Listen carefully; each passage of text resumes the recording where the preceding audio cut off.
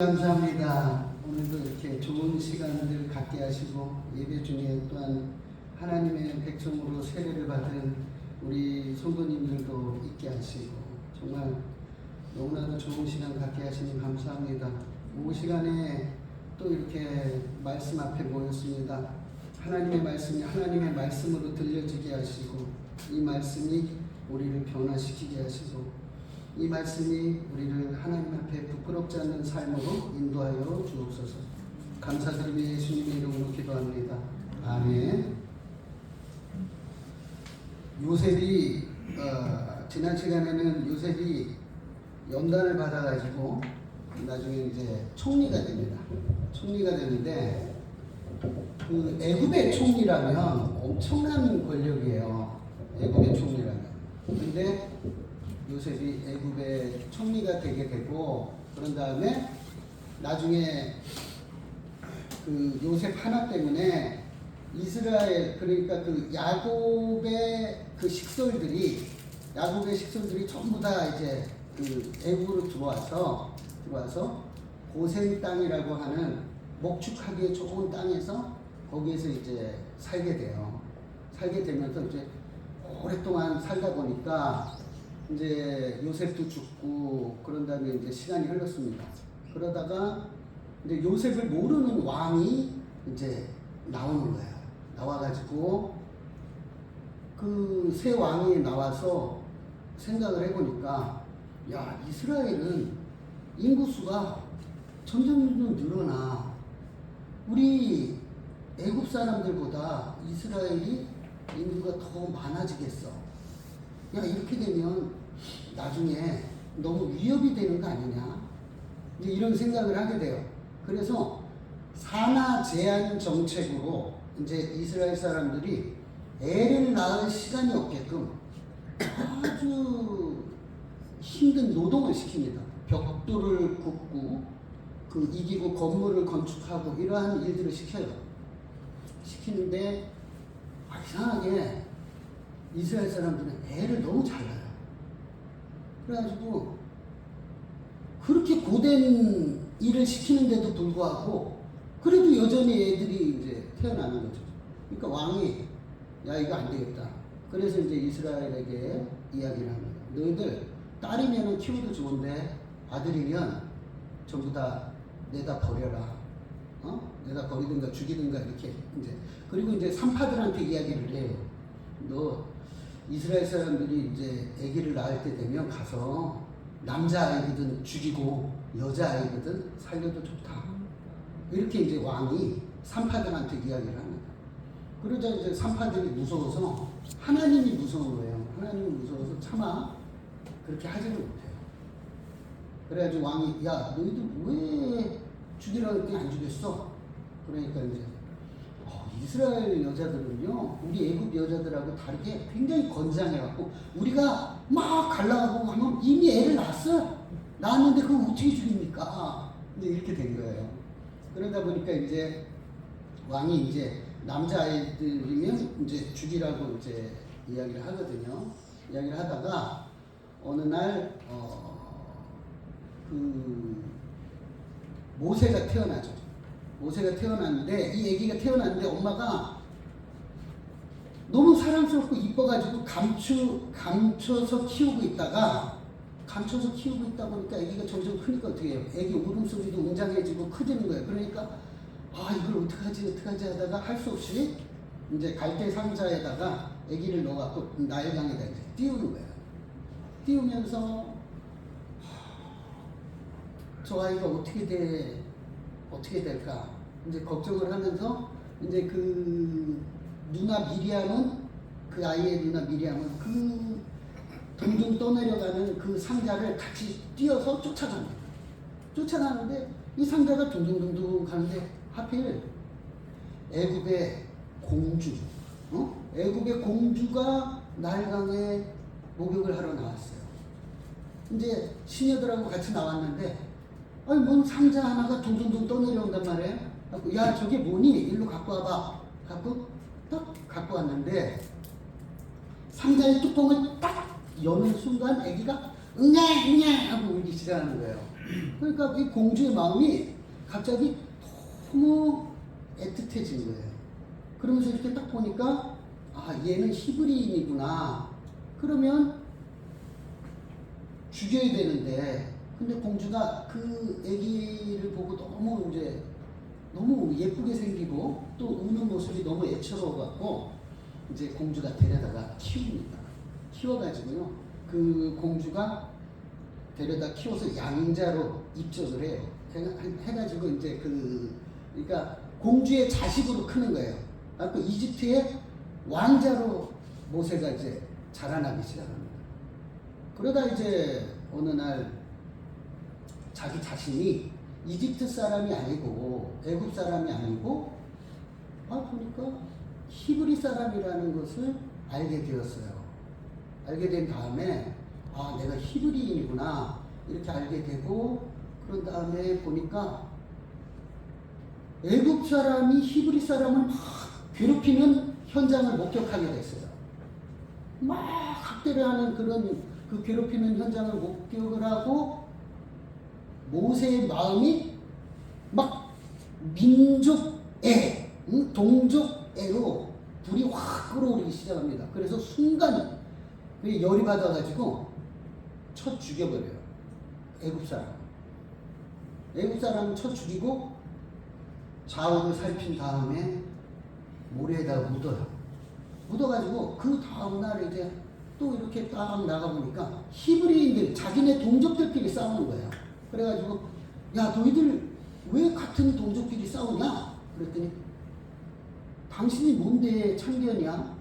당신이 어저께 그 애굽 사람을 쳐 죽인 것처럼 나도 쳐 죽이려고 그러는 거야 지금?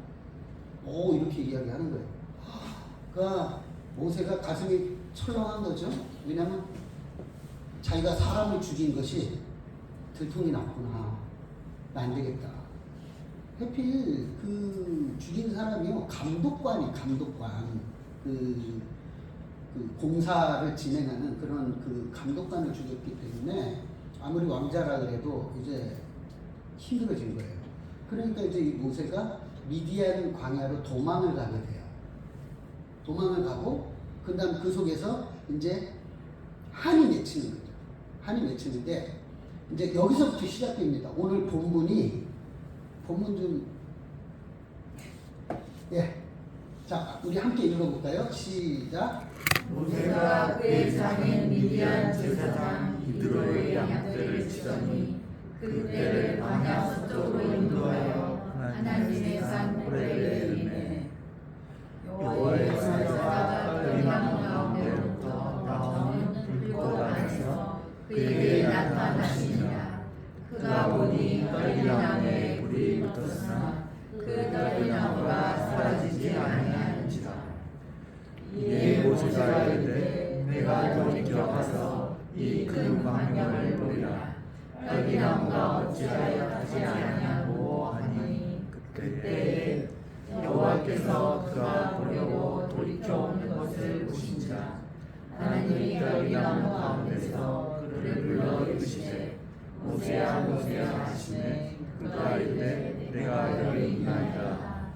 하나님이 이르시되 이리로 가까이 오지 마라. 내가 간 곳은 거룩한 땅이니 내 발에서 신을 보라. 아멘. 자, 오늘 본문인데요. 이 모세가 이제 그 미디안 광야에서 하루아침에 왕자의 삶을 살던 40평생을, 모세는 40년씩 해가지고요, 그 3분할이 되는데 40년은 왕자로서 살고요, 40년은 미디안 광야에서 목축을 하는 목자로서 살고, 나머지 40년은 120세까지 40년은 이제 이스라엘의 위대한 그 지도자로 살게 되는데, 그런데 이 모세가 어느 날 이제 그 목축을 하고 있는데 이상한 광경이 벌어진 거예요. 뭐냐면, 아니, 떨기 나무에 불이 붙었는데 이상하게 나무는 안 타요. 불 혼자만 막 피어오르고 타. 근데 나무는 안 타요. 그러니까 야 이게 뭐야? 어떻게 저런 일이 일어날 수가 있지? 하고 그걸 가까이 가서 보려고 그 떨기나무 앞으로 갑니다. 가니까 그때 갑자기 하나님의 음성이 탁 들려. 모세야. 그러니까 내가 여기 있나이다. 이제 이렇게 된 거예요. 그러니까 이제 하나님께서 이제 그때부터 이야기를 하셔요. 가까이 오지 마라. 너의 선 곳은 거룩한 곳이니 내 발에서 신을 벗으라 라고 이야기를 하시고요. 그 다음에 모세에게 이야기합니다. 나는 내 백성의 고통을 보았고 부르짖음을 들었다. 내가 그들을 애굽에서 건져내어 젖과 꿀이 흐르는 땅으로 인도할 것이다 라고 7절부터 한 10절까지인데, 그러니까 모세 네가 가서 내 백성을 이제 인도해 내라. 내가 그들을 구원할 것인데 네가 가서 내 백성을 인도해 내라 라고 이야기합니다.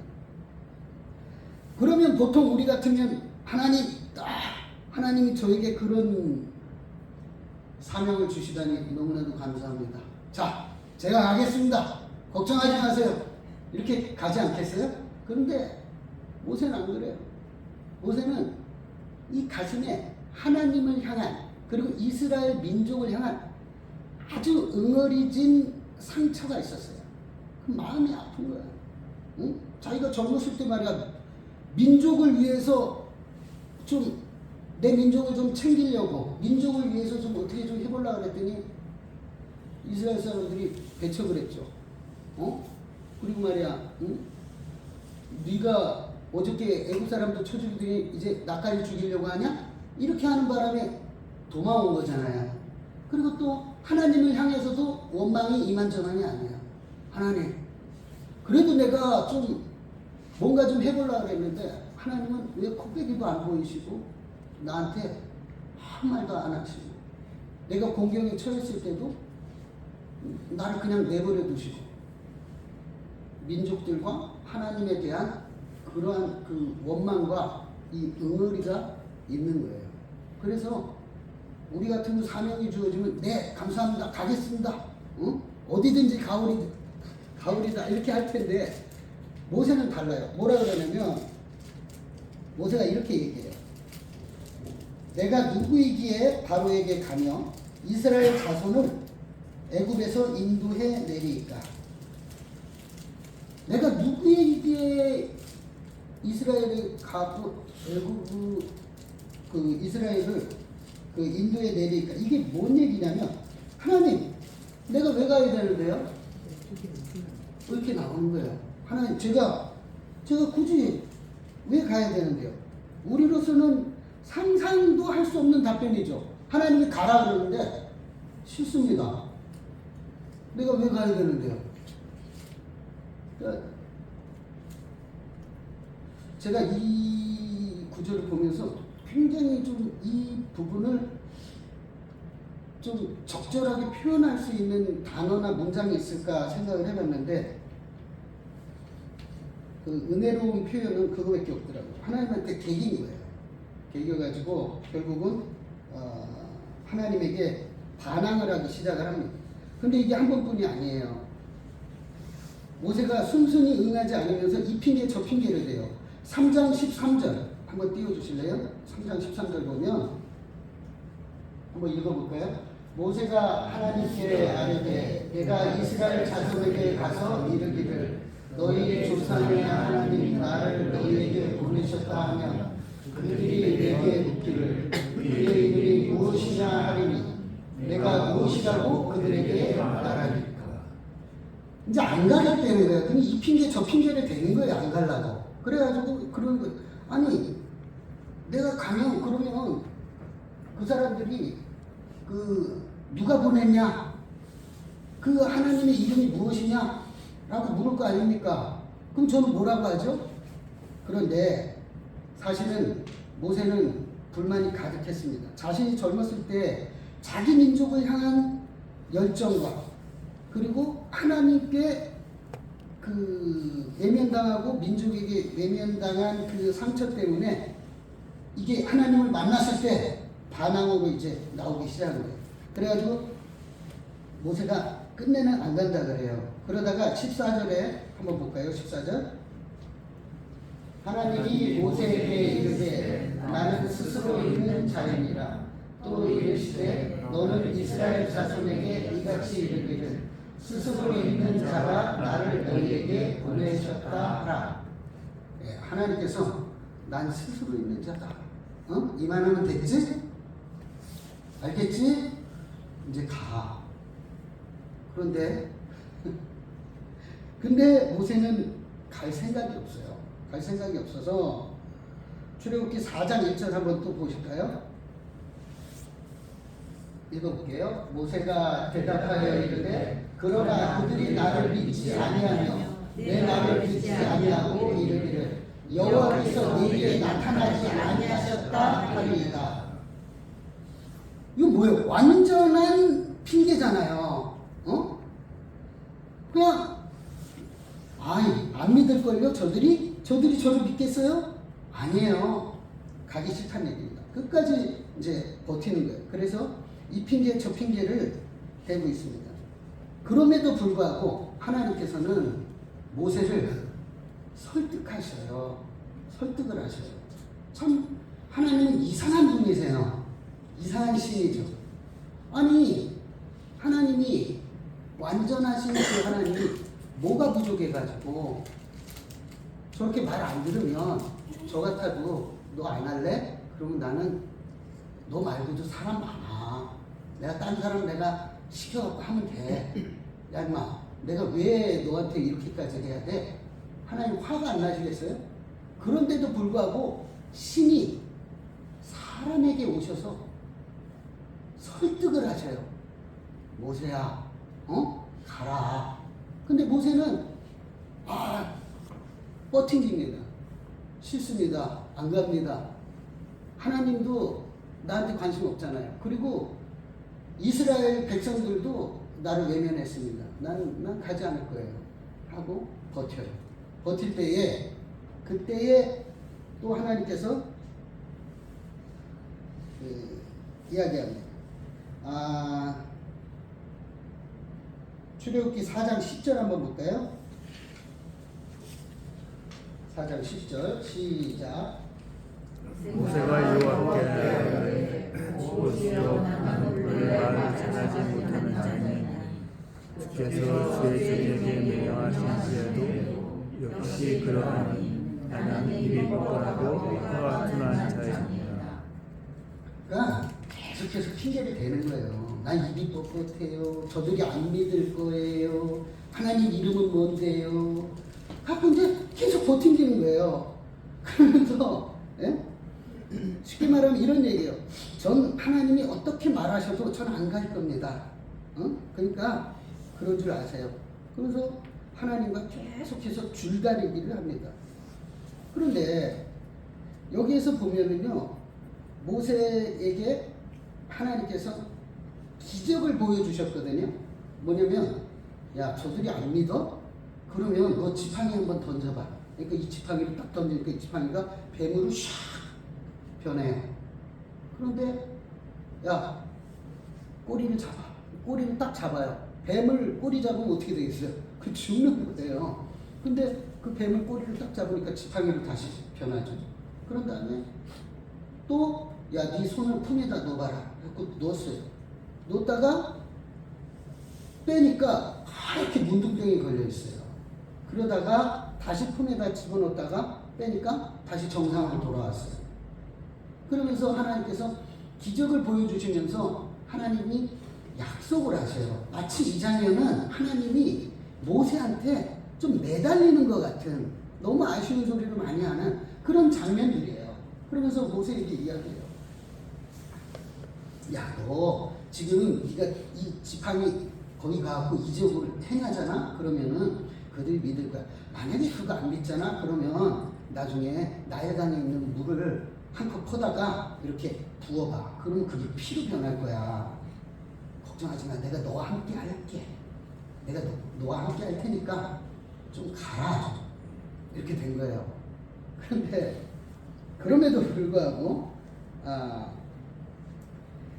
나는 입이 뻣뻣한 사람입니다. 난 말을 못하잖아요. 이렇게 된 거예요. 그러니까 하나님께서 야, 그 입을 지은 사람이 누구냐? 나 아니냐? 그러면서 아론을 붙여줍니다. 아론을 붙여줘요.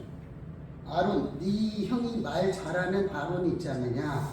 하면서 붙여주는데, 그런데 이제 모세는 그래도 가기 싫은 거예요. 그러자 하나님께서 드디어 화가 나셨어요. 화가 나갖고 이야기를 하시는 거예요.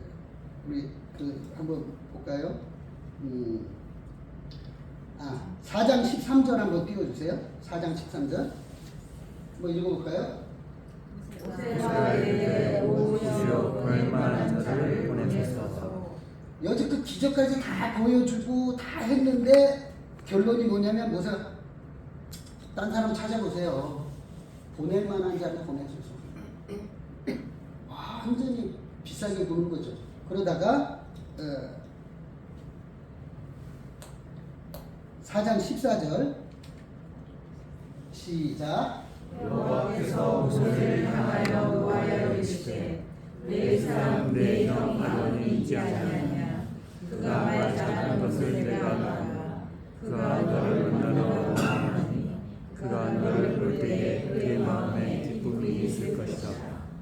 예, 하나님이 드디어 화가 나셨어요. 근데 저 같아서 진작에 아주 그냥 발목아지를 부러뜨려 놓든지 어떻게 했을 텐데, 하나님께서 계속 말대꾸를 하면서 하나님을 계속 거절하는 거예요. 하나님이 계속 거절을 당하셨어요.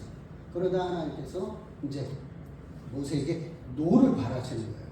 그러니까 모세도 이쯤 되니까 무슨 여기서 더 말대꾸 했다가는 어디 한 군데 부러져도 제대로 부러지겠다, 이런 생각이 드는 거예요. 그래서 할 수 없이 모세가 어쩔 수 없이 마지못해서 이제 애굽으로 떠나기 시작을 합니다. 하나님의 지팡이를, 이게 하나님의 지팡이잖아요. 하나님의 지팡이를 뭐 이렇게 자꾸 이렇게 가는 게 아니라 하나님의 지팡이를 가기 싫어갖고 질질 끌면서 가는 거예요. 질질 끌면서 아씨 나 정말 가기 싫은데, 이렇게 되는 거예요. 그러다가 이쯤 되면 완전히 간이 배 밖으로 나온 건데, 출애굽기 5장 3절 한번 읽어볼까요? 시작. 그들의 우리의 하나님이 우리에게 나타나셨은즉 우리가 광야로 사흘 때쯤 가서 우리 하나님 여호와께 제사를 드리러 나오니 가도록 허락하여 여호와께서 전염병이나 칼로 우리를 치실까 두려워하나이다. 이제 모세가 아론과 함께 바로 왕, 이집트 왕에게 섭니다. 서서 이 이야기를 하는 거예요. 우리 하나님한테 제사 지내러 갈 테니까 우리를 보내주십시오. 이렇게 했더니 바로가 순순히 보내주겠습니까? 바로가 이제 그런 거예요. 너희들이 배가 불렀구나. 배가 불러가지고 지금 무슨 하나님께 제사를 드리는 데는 무슨 그 말도 안 되는 소리 하지 마. 갖고 오히려 자기 신하들을 불러갖고 야 쟤들 말이야 완전히 기강이 해이해졌으니까 배가 불렀으니까 앞으로 벽돌을 구울 때 짚을 주지 마라 라고 이야기합니다. 그렇게 얘기를 하니까 이스라엘 백성들이 그걸 듣고 화가 난 거예요. 야 모세 너는 뭐 하려고 와가지고, 안 그래도 힘들어 죽겠는데 이제 집까지 우리가 구해다가 벽돌을 이게 만들게 생겼는데 넌 도대체 우리를 지금 도와주려고 온 사람이야? 아니면 괴롭히려고 온 사람이야? 라고 이제 하게 되는 거예요. 이쯤 되니까 이제 모세는 누구한테 이야기를 하겠습니까? 이제 하나님한테, 거 보세요. 내가 안 간다고 했잖아요. 왜 꼭 굳이 가라고 해가지고 지금 백성들이 더 어려워졌지 않습니까? 백성들이 나를 원망해요. 아니 어떻게 하려고 그러시는 거예요 도대체? 막 이렇게 이제 가는 거예요. 그러다가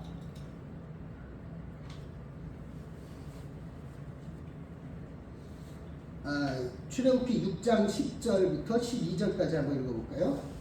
시작.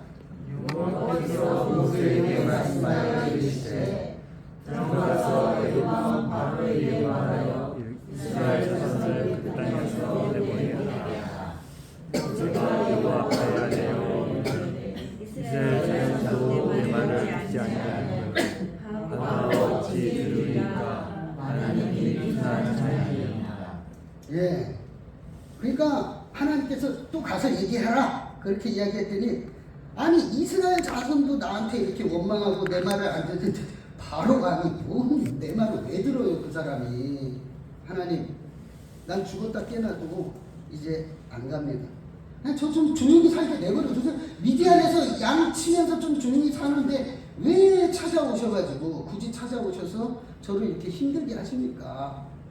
계속 해갖고 이제 그 모세하고 하나님하고 줄다리기가 계속 되어져요. 계속 되어지다가 그러다가 이제 그 14장을 보면 10가지 재앙을 거쳐서 모세가 그 재앙을 보는 거예요. 그 재앙을 보면서 모세가 하나님에 대한 인식이 바꿔지시죠. 대부분의 그 10가지 재앙은 애굽 사람들이, 이집트 사람들이 그 중요하게 여기거나 우상시했던 그러한 것들이었어요. 그런 것들을 하나님께서 이렇게 좌지우지하시고 그것까지도 섭리하시는 것을 모세가 본 거예요. 나중에 10가지 재앙은 나중에 시간 되면 하도록 하고요. 그래서 그 모습을 그 10가지 재앙 이후에 모세가 변합니다. 야, 하나님이 내가 생각했던 그런 비겁하게 숨고 그런 하나님이 아니구나. 이집트에 있는 그 신보다 더 막강하신 하나님이구나. 하나님 굉장하신 분이구나. 라는 걸 모세가 그 10가지 재앙을 통해서 그것을 깨닫기 시작합니다. 깨닫게 되어져가지고 그런 다음에 모세가 이제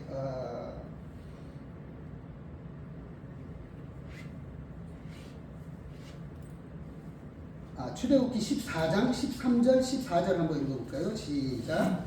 모세가 백성에게 이르되 너희는 두려워하지 말고 가만히 서서 여호와께서 오늘 너희를 위하여 행하시는 구원을 보라. 너희가 오늘 본 애굽 사람을 영원히 다시 보지 아니하리라. 여호와께서 너희를 위하여 싸우시니 너희는 가만히 있을지니라. 예, 모세가 달라졌죠. 그렇게 하나님을 못 믿어하고 하나님과 줄다리기 하던 모세가 지금 이 상황이 얼마나 긴박한 상황이냐면 뒤에서는요 애굽의 군사들이 옵니다. 근데 앞에는 홍해가 가로막고 있어요. 도망갈 데가 없어요. 도망갈 데가 없고 뒤에서는 애굽 백성들이 자기들을 죽이려고 쫓아오고 있어요. 백성들은 너무 두려움에 떨어가지고 모세를 원망합니다. 야, 네가 결국은 이 광야에서 우리를 다 몰살시키려고 일로 데리고 나왔구나 하고 막 원망을 할 때 그때 모세가 했던 말이에요. 모세가 백성에게 이르되 너희는 두려워하지 말고 가만히 서서 여호와께서 오늘날 너희를 위하여 행하시는 구원을 보라. 너희가 오늘날 본 애굽 사람을 영원히 다시 보지 못하리라. 아니하리라. 여호와께서 너희를 위하여 싸우시리니 너희는 가만히 있을지어다. 10가지 재앙을 통해서 하나님을 경험한 사람이 변화되어져서 나온 말이에요. 이게 모세가 변화되어진 거예요. 그래서 이제는 그 긴박한 상황 속에서도 하나님이 우리를 구원하실 것이다. 하나님이 우리 대신 저 애굽 군사들과 싸울 것이다. 우리를 지켜내실 것이다 라는 그 확신이 있었던 거예요. 그래서 홍해가 막고 있고 뒤에는 군사가 쫓아와도 그래도 모세는 오히려 믿음이 확고해졌던 거예요. 그때 그 말과 함께 하나님께서 그 철병거를 타고 오는 그 이집트 군사들을 갖다가 이집트 군사들을 바람을 막 일으켜요. 그 돌풍이 일어나고 막 난리가 나는 거예요. 그래서 더 이상 이스라엘 사람들에게 가까이 오지 못하도록 하나님께서 직접 애국 군사들과 싸움을 하기 시작을 한 거예요. 그런 다음에 모세는 홍해를 향하여서 지팡이를 듭니다. 그럴 때 홍해가 쫙 갈라지는 거예요. 갈라지는데 이게 무슨 물이 요만큼 갈라지는 게 아니고 물이 그냥 돌풍에 의해서, 그러니까 자꾸 이런 얘기를 해요. 그 홍해가 우리 그 서해안 보면은 이렇게 물 빠지면 이렇게 갯벌 나오는 식으로 그렇게 하거든요. 근데 성경은 그렇게 말하지 않아요. 뭐냐면 홍해가 어떻게 그 만들어야 되냐면 물벽이 섰던 거예요. 물벽이. 어떻게 물벽이 쓰냐면 돌풍이 돌아요. 이렇게 돌아가지고 가운데를 쪼갠 다음에 양옆으로 돌풍이 계속 물을 밀어내는 거예요. 엄청난 바람이 양쪽으로 밀어냅니다. 그때 대략 300만 명 정도가 되는 이스라엘 사람들이 그 바다를 건너려면 굉장히 넓어야 돼요. 몇백 미터는 돌풍이 밀고 나가야 되는 거예요. 그래야 그 어마어마한 숫자가 그 바다를 건너는 거거든요. 그래서 그렇게 막 돌풍이 쫙 미는 거예요. 밀고 이스라엘 백성들은 거기를 건너죠. 건널 때 이스라엘이 다 가고 날 때 그때 때마침 애굽 사람들은 바다 한가운데쯤 이제 막 말 타고 쫓아오고 있었어요. 그러니까 이스라엘 사람이 맨 마지막 사람이 딱 건너고 나왔고는 하나님께서 그 돌풍을 거두어 버리셔요. 그래갖고 어떻게 돼요? 물이 한꺼번에 샥 하고 그냥 합쳐진 거예요. 합쳐지니까 그 속에 애굽의 어마어마한 군사들이 납처럼 가라앉았어요. 다 가라앉았고 수장돼 버린 거예요. 다 죽어버린 거예요. 다 죽어버린 거예요. 그런데 보세요. 이 홍해를 건너는 것에 대한 의미가 있는데 이게 어떤 의미냐면 오늘 두 분이 세례를 받으셨잖아요. 세례의 의미가 있는 거예요. 세례는 뭐냐면은 세례는 원래 이렇게 우리는 지금 약식으로 이렇게 하잖아요. 근데 침례교 같은 경우에는 아직까지도 이렇게 침례를 합니다. 침례는 뭐냐면 물속에다 사람을 쑥 집어넣다가 그런 다음에 빼는 거예요. 그럼 예수님도 세례를 받으셨죠? 그건 무슨 의미냐면 쑥 들어갔을 때 어떻게 된 거예요? 죽은 거예요. 죽은 거고 물속에서 다시 나왔을 때 어떻게 된 거예요? 살은 거예요. 그러니까 새 생명을 얻었다라는 뜻이에요. 그러니까 오늘 두 분이 세례를 받으셨는데 세례를 받는 순간 나는 옛사람은 죽었고 이제 새 생명이 내 안에 들어와서 나는 새 삶을 산다. 새 생명으로 산다. 라는 의미를 갖는 거예요. 그래서 이스라엘 백성도 노예의 신분이었던 이스라엘이 홍해를 건너므로 여기서 노예들이 물속에 들어가고 다 죽은 거예요. 결국은. 그런 다음에 저쪽에서 광야 쪽으로 나올 때는 새로운 존재, 하나님의 자녀들로서 나온 거예요. 그러니까 이스라엘은 단체로 세례를 받은 거예요. 그 홍해를 통해서. 그런 의미가 있습니다. 그래서 그 이스라엘이 결국은 몇 분이 시전한 거예요? 큰일 났다. 이거 안 눌렀네. 이제 다 끝났어요. 마무리하겠습니다. 그 이스라엘이 거기에서 나와서 이제 새로운 새 생명으로 이제 하나님의 자녀로서의 삶을 부여받고 이제 살아가게 되는 거예요. 근데 모세는 변했죠. 모세는 변했는데 우리 이거 한번 읽어볼까요? 신명기 6장 4절부터 9절까지 시작. 이스라엘아 들으라. 우리 하나님 여호와는 오직 유일하신 여호와시니 너는 마음을 다하고 뜻을 다하고 힘을 다하여 내 하나님 여호와를 사랑하라. 오늘 내가 너에게 명하는 이 말씀을 너는 마음에 새기고 내 자녀에게 부지런히 가르치며 집에 앉았을 때든지 길을 갈 때든지 누워 있을 때든지 일어날 때든지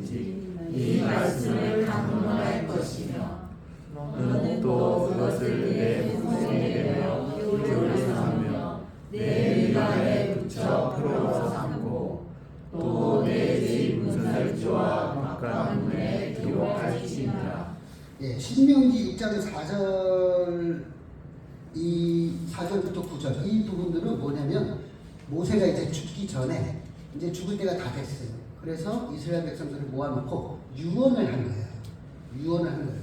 근데 모세가 얼마나 많이 달라졌습니까? 뭐라 그래요? 이스라엘아 들어라. 우리 하나님 여호와는 오직 유일한 여호와시다 라고 이야기를 해요. 그러면서 너는 마음을 다하고 뜻을 다하고 힘을 다하여 내 하나님 여호와를 사랑하라 라고 이야기합니다. 엄청 많이 변했죠. 그 전에 모세의 모습은 어땠어요? 계속 하나님 안 가요? 싫어요? 못해요? 하나님 비겁해요? 내가 어려울 때 어디 계셨어요? 응? 날 왜 이렇게 힘들게 하셔요? 계속 그랬던 모세가 이제는 이 유언할 때쯤 돼서는 완전히 변한 거예요. 그래서 너의 하나님 여호와를 마음을 다하고 뜻을 다하고 힘을 다하여 사랑하라라고 이야기합니다. 우리도 마찬가지예요. 우리가 이 부분을 보면 우리가 좀 해볼 만한 게 뭐냐면 보세요. 저는 이 모세 이거 읽으면서 무슨 생각이냐면 모세한테 혼날 수도 있지만 제 솔직한 심정을 얘기해요. 모세 참 꼴통이다. 나보다 더하다. 정말 꼴통이네. 나보다 더하다. 모세가 이런 꼴통을 하나님께서 단칼에 죽이시지 않고 이런 사람을 갖다가 위대한 지도자로 만들어 내셨다는 거죠. 하나님이 빚어서 거기까지 간 거예요.